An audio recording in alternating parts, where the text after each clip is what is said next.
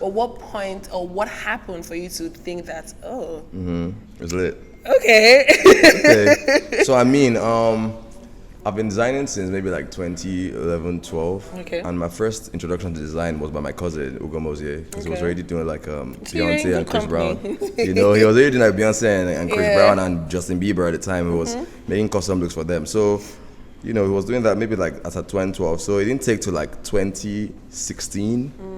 You know, that was the first time he actually wore one of my looks to go for a BET interview. He wore, maybe 2014 or 15. I don't remember the year. But when he done that and it was on TV, you know, I also got more orders. It was one of the shirts from Control Collection, the first collection still that he wore. Really? And I also got more orders. I'm like, okay, that means the US understands this more.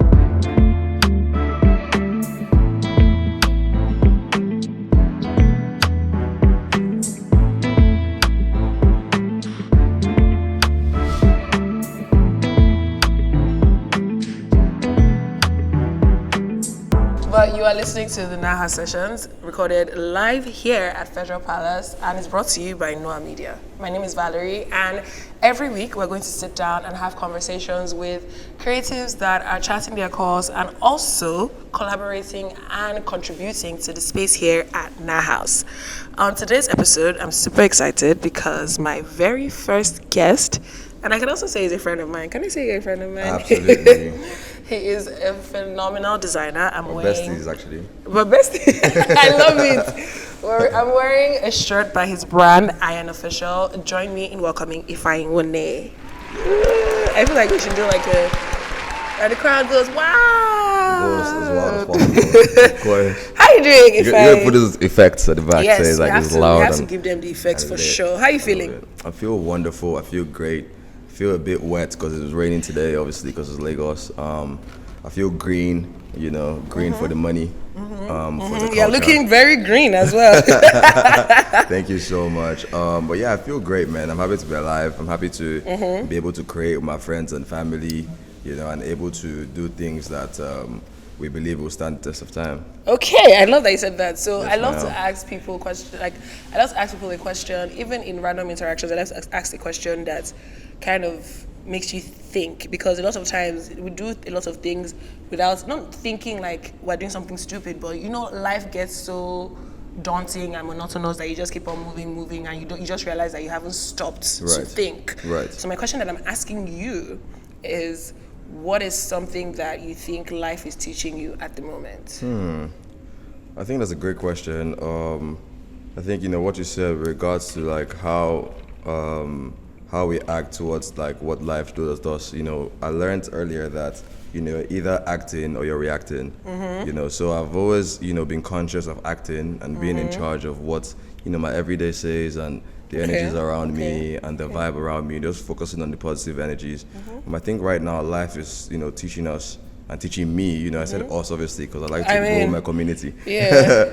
But like it's teaching me and us that, you know, that the game is bigger, you know, than we thought. Absolutely. And, you know, we have to obviously just like be at the forefront of it and be proud of it, you know. It's so interesting that I can absolutely relate to that, because like I think I remember having a conversation with Richard, founder of Nahous, and our business, my business partner in Noah Media. Nice. And I remember when I had pitched the idea to him in the beginning, I had pitched him an idea of a show that I had wanted like Windsor to get behind and like sort of sponsor.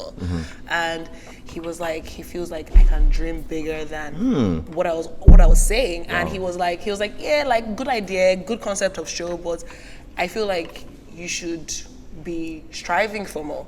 And it really struck me because people will just easily say, oh yes, okay, fine, let's All do day. it, you know. All day. I think it's very important to have, you know, those kind of people, I call them catalysts around Yes, you. And I like to be that for yes, myself and for yes, my whole, you yes. know, like community, because in the end, every single day, all we get is negativity. You know, we're kind of Absolutely. born into that negativity, you know, it's kind of like life, you know, they said we were giving birth to with sin in us. Yes. It's even in the Bible, you know. I read. So it just shows you how the presence of negativity is inevitable. Yeah. And we have to ensure we are sticking to the positives and, you know, focusing on the highest On the version, good and what we but can also the actually do. highest version of anything we're doing. That's actually You know, a very because fair way to because look at I was it. having a conversation with one of our partners who is one of the he'd have a company called Tag. Okay. They fundraise for Money Point and a few other companies. Okay. And then he was like, the issue with creatives is that when they go to investors, they cap their dreams. And the investor is not going to give you money just to make, fund your dreams. You know what I'm saying? Just to right? make. It has to be like a broader. It has to be thing so that broad. makes It has to sense. be, how do we get to $1 billion? How do we get to 10 billion, Absolutely. 100 billion? If there's no plan for that, then you don't even have a business. Yeah. Okay. I love that you said that. It really ties into the season I'm in and like how I'm seeing things. So I'm very excited for this conversation. Absolutely. So let's get into it. I kind of want to just get into your mind. I'm sure that you have a community of people that follow you, look up to the work you're doing. By God's grace. You definitely do. You're definitely charting your own course and you're doing your own thing, which is absolutely amazing. Thank you. Well, so first off, let's talk about the collection that you're showing at Nahous at the moment. Can you tell us about that? The collection right now that is in the exhibition room. The collection is titled Nirvana. That's my previous collection. Okay, I like that. Nirvana was inspired by. I have a journey to Nirvana tattoo, actually. Wow, exactly. It was inspired by just like an idea of a Nigerian utopia. Okay. Like black supremacy, like Wakanda the highest forever. version, exactly.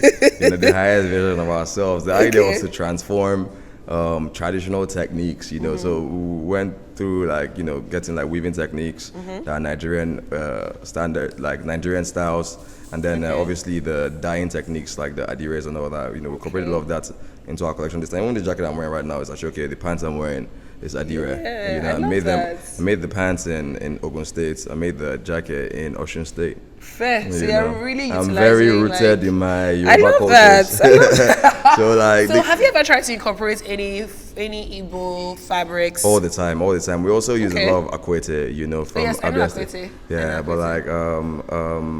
we are looking to figure out how to make it a sustainable process. Kind of like how the denim is sustainably achieved. Yes. Because in the end, that's the way we can create an industry for them, and obviously help them make some money. So that's what we're in the process of, trying to do that for ourselves, and hopefully it trickles down to the other brands too that are in our community as well. Okay, was there like a moment in time or like an experience or something that shaped this particular body of work? Wow.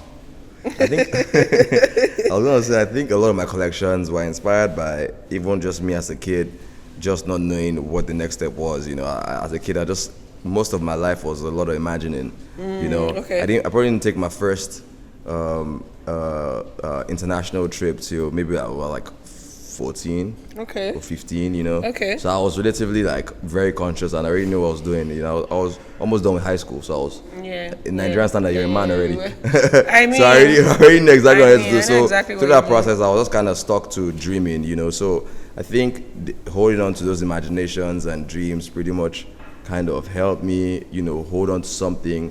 Because I feel like if you're not really holding on to anything, you don't know where you're headed or where you want to be, then it's just be hard to know when you're getting there. Yeah, it's like, what's even happening? Where is this bus taking us to? Exactly. So I had to just kind of be conscious of the fact that, life blesses everyone in different ways. Some people are blessed with imagination, some people are blessed with wealth. But the thing is, you have to figure out how to find a balance to make it just sustainable. Yeah, I hear that. So if I was to ask you the first time you ever sewed a garment and said, yeah, this is what I'm doing. Can you take me back to that time? Wow. Woo. How long ago was it? Maybe 2013. Okay. Yeah, that's 12, 13 years ago now. But I think it was a friend of mine's, Papa Mishore. Is your friend? Okay, Papa. Yeah, exactly. So Papa at the time, I designed a collection, my first collection called Control. Okay. It was called Control Collection. I designed it in my second year in uni. And it was this collection I was really inspired by Kanye West and Jaden Smith. Okay. And just the whole they had this whole new darker aesthetic that was, we just had to incorporate in our stuff. And then we done it for fun. But we started getting people hitting us up. Papa was like, yo, you have to send me this looks ASAP. Really? I'm like, wow, this is actually a brand. Okay, cool. Because I was just doing it for fun. Okay. So I think at that time, I realized, okay, cool. There's actually a demand for things that feel fresh and new, and things that people haven't particularly seen before, you know, or either they've not seen before, they've seen it in a far, far country, and we make a twisted, more like relatable version of that for them. Okay, I love that. So, like that happened, and you're like, yeah, you know, like obviously I'm sitting on something, but has any? Well, I'm sure it has, but what moment in time have you now experienced so far? Because when you hear the question, you see that I'm sure that there'll be more points that you would hit. Right. Or what point, or what happened for you to think that, oh, It's lit. okay. Okay. So I mean, I've been designing since maybe like 2011, 12. Okay. And my first introduction to design was by my cousin, Ugo Mozier, because he was already doing like Beyonce and Chris Brown. You know, he was already doing like Beyonce and Chris Brown and Justin Bieber at the time. He was making custom looks for them. So, you know, he was doing that maybe like at 2012. So it didn't take to like 2016. You know, that was the first time he actually wore one of my looks to go for a BET interview. He wore, maybe 2014 or 15. I don't remember the year. But when he done that and it was on TV, you know, I also got more orders. It was one of the shirts from Control Collection, the first collection still that he wore. I also got more orders. I'm like, okay, that means the US understands this more. Yeah. So I was able to, you know, just like, you know, find my way to get my ass to the US ASAP. Yeah. So, and I did that, and then it was just game over from there. You know, I started doing Stevie Wonder. I did like... You started Stevie Wonder? Yeah, of course. You know, I started him all through the lockdown, you know, that whole 1 year. Really? You know, I was making all the looks. So Ugo was styling him. I had to design the looks. Okay. Yeah, so like he was tasked to pretty much work with like... Because Stevie is really cares about the African story, you know, work with African designers to make looks for him. That's really cool. So yeah, so when all that, you know, happened, I'm like, okay, I'm just gonna actually do things that, you know, resonate beyond what we've seen. Because, you know, growing up, we've definitely seen a lot of really cool brands we've looked up to, but like resonating like on an easy, you know, global scale like that, and especially from a young standpoint, I'm like, okay, there's something here.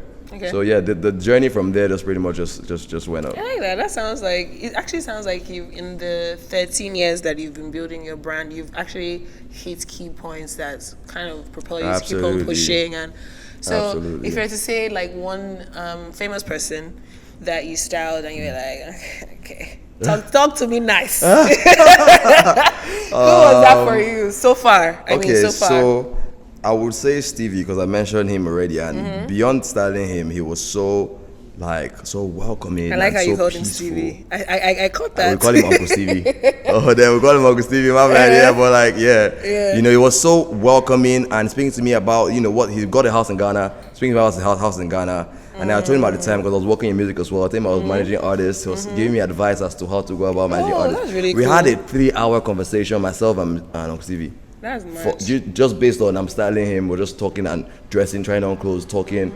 You know, it was just so nice. So, you know, beyond that, we also did Earth, Wind and Fire. Okay. And Earth, Wind and Fire was so iconic to me because I discovered them maybe like 6 months before we heard, there's a job from Earth, Wind and Fire. I'm like, wow. And before then, you know, I'd heard they inspired Michael Jackson's outfits. They inspired like Prince. You know, they actually gave Prince his tailor to make the Purple Rain suit. Earth, Wind and Fire is crazy. Yeah, iconic as hell. So like all those moments have been just pretty exciting. Obviously, in Nigeria, we done Travis Scott in Kano. Okay. Yeah, that was exciting too. You know, we got a random call from his style team, and there's some custom looks. We made him a lot of exciting looks. And then obviously coming to America too was a moment to, you know, we got some of our looks in there for Arsenio Hall. You know, so yeah, all these moments have been really like very You've just been doing points. your thing, man. I love to see it. Yeah. But now we're about like connecting more with our African roots and our African community, because we believe that there should be more people like us that are doing this like everywhere. That's the only way we can you know, make a more sustainable ecosystem. That's what we're focused on. That's why we're doing, you know, VVS Lagos, which we're going to speak about obviously. Okay, so tying into everything that you've said, I'm sure that you've drawn inspiration from like various places, right? Yes. So and art forms. Exactly. I love that you said that. So if you were to say something or someone outside of the fashion industry that inspires you or influences you, who would you say? You said something too, right? Yeah, something or someone. Music. I think music. Really? Yeah, music inspires me a lot, you know, for fashion, especially because like I feel they are so hand in hand. The same way music changes with seasons, that's the same way fashion changes with seasons. Yes. And as the music changes with seasons, these artists that make this music want to appear a certain way. Okay. You know, like even if you go back to like the 90s, like the Versace shirts were made popular by like Tupac and Biggie, you know, like Gianni Versace used to go to their house to say, oh, you have to, okay, what do you want? And they was like, oh, silk vibes. They make them silk shirts, take it to your house, you know. So like we have to be able to tap into like real artists that kind of dictate the taste of you know what it is. So like I think music artists for sure, and you know some visual artists. You know, I'll say a lot of visual artists do inspire me a lot. Okay. You know, so okay, fair enough. Yeah. I think that like especially with the age and time that we're in, with how like social media is so, it's constantly there. Right. Like if you're active on social media, you draw subconscious inspirations from the things that you see. And I think that's kind of why it's very important to sort of curate the content that you see on your Instagram feed, because subconsciously like things start to like impress upon you. And I think what I've realized is that I started following a number of style influencers, like I was saying like 2022, 2023, and I began to realize and see that a lot of the times, things that how I was putting my outfits together and how my outlook on fashion even changed. Because I used to be big in fast fashion. I was obsessed with fast fashion. I was one of those people that if I'm going out, I'll just buy one Fashion Nova dress or one, like I just wear it and go out. But now I feel more like, okay, you know what, let me build pieces. Like let me do like the staples and then build upon that. And I used to also feel like you should not repeat clothes. I don't know why.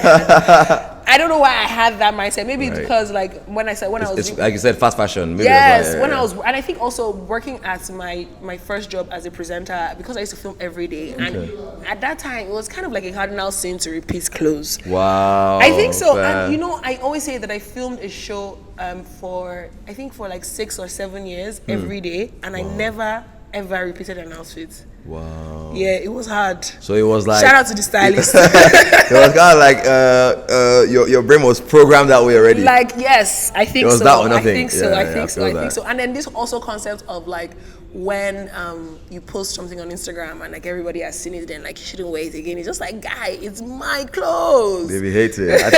I think you know like now you know you're conscious more that the timeless pieces or the high fashion pieces, you know, stand test, you know, like it makes more sense. Exactly. You know? It's just like the uniform. Think of like Karl Lagerfeld from Chanel. Yeah. Like he already wore one outfit all his life. Yes, I think that is also in a way like a signature. Think of a Steve Jobs. Just that turtleneck from Issey Miyake. Yeah, that's just all that turtleneck. You know what I'm saying? Yeah. So like it's just a mindset.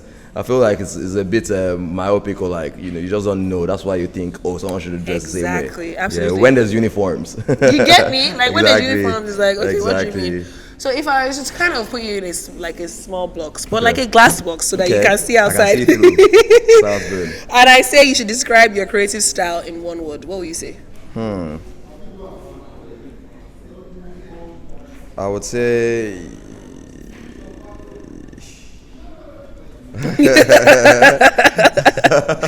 for our listeners, he's thinking. Wow, that's a very, very solid question. I would say intentional. Okay, I love that. And I see it. Okay. Yeah. Because I was thinking of what word that kind of encompasses everything. I think it's that. Intentional is a very, very good one. Okay, I see that for sure. So I think I'm going to ask you like my final question before we like get into the game, so that like you can ease up a bit. Let's get it. What materials or like techniques, right, or process do you find yourself always coming back to? Like it was, if anybody looks through all your collections throughout the years, they can just see that that aesthetic. Yeah. What would you say? I think I like a lot of cargo pockets. Okay. Throughout my designs, cargo pockets and hidden pockets. Okay. Yeah, because obviously we live in Nigeria, and sometimes you have to hide one or two things. So I was going to say you elaborate, but I don't think that's the elaboration you need. So like we definitely have those hidden pockets. So we since our second collection we've been incorporating that in some of our pieces. But we don't put it out there as hidden pocket here. I mean, but that would be an interesting way to sell. It defeats the purpose, That's true. Some people that the hidden pocket is there for now know there's a hidden pocket. There's a hidden pocket. We know you have a hidden pocket.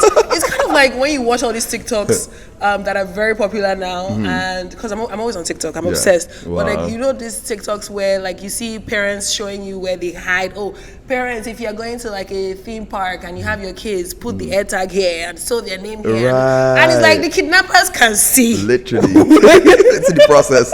They usually go there and check their first, tear that, throw it away. They can see. You understand? That's the exactly. like, oh, yeah, I feel like kidnappers be on TikTok more. They be on TikTok more than regular people. Like, you remember that one TikTok? Oh, I saw one TikTok where, imagine a kidnapper saying I saw a TikTok where they put the air tags. Days. That is hilarious. But sounds very insane. Nigerian. Honestly, you even be surprised that it's actually like it could even be a general thing, because like it just feels like giving away the information and then it takes away the secrecy and like the whole thing of it. Right. I almost drank your drink now. You almost drank my drink. It's not the same thing. I'm not drinking the same thing. It's not the same thing. The cups. The cups. No, it's fine. It's all right. Cheers, actually. Yes. Cheers, love. Cheers to Nahous Sessions. Cheers to Valerie. Cheers to you, Ifeanyi. Cheers to doing dope stuff. Yeah. Forever and ever, amen. Honestly, amen. Cheers. Cheers. So, in light of speaking of doing dope stuff, let's talk about VVS. Yes. VVS is really a creative community. First of all, inspired by fashion. But, as I spoke earlier in the interview, in the conversation. In the conversation. Yeah, in the conversation. We're inspired by other art forms. So, over time, we're able to incorporate arts and music and film. We started this like 4 years ago. It's built and created, directed by the team at Iron Official. And by God's grace, we've been able to do a lot of stuff over the past 12 years now. And now we've been able to come together and co-create. It's inspired by a few things, like what Nahous is, the Bauhaus movement as well, that combines different art forms, from arts to fashion to design. In the same vein, we were inspired by something called Antwerp 6 also. Okay. It's this, Tell me about Antwerp 6. Yeah, so it's this, I think it was a German movement as well. Okay. But it's like, drew your inspiration from Germany. Exactly. It was like 6 designers coming together, like Dries Van Noten, like and that brand and Demu something, and Demuler or that. I don't know. There's this brand like this shop. It was like 6 fashion houses that ended up becoming global. They came together in the 90s and they were putting together fashion shows together, because before then, traditionally, everyone was known to do their shows alone. Yeah. So this time it was a very, very more exciting moment, because it was culturally relevant to Germany at the time. Yeah, check them out. Antwerp 6. Yeah. Okay, that sounds. It's Antwerp again. It's in. Not Germany. I think it's in Germany. Sorry for people Belgium. back. Where's I beg Belgium, no Germany. Sorry, Belgium. Antwerp, don't kill me. Belgium, sorry. I was like, is Germany accurate? Anyway. Oh, definitely Antwerp. So in the same vein, we wanted to be able to do something together, because everyone is just known to build their own things, the ecosystem independently. So now we're able to do something that we're actually growing. This background music is killing me. I love the background music, the aesthetic. So it's good for the rainy weather. We're launching Bar 77 today, which is really fun. Our drinks are actually powered by Bar 77. And cheers, guys.